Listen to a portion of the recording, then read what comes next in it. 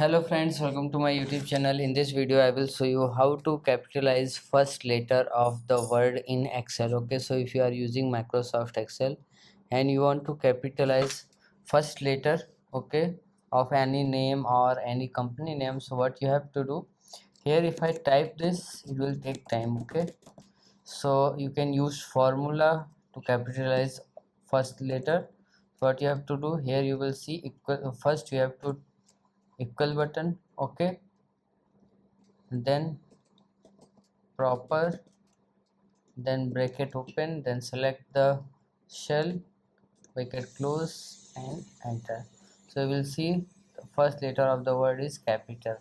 Okay, now you can drag it to the bottom.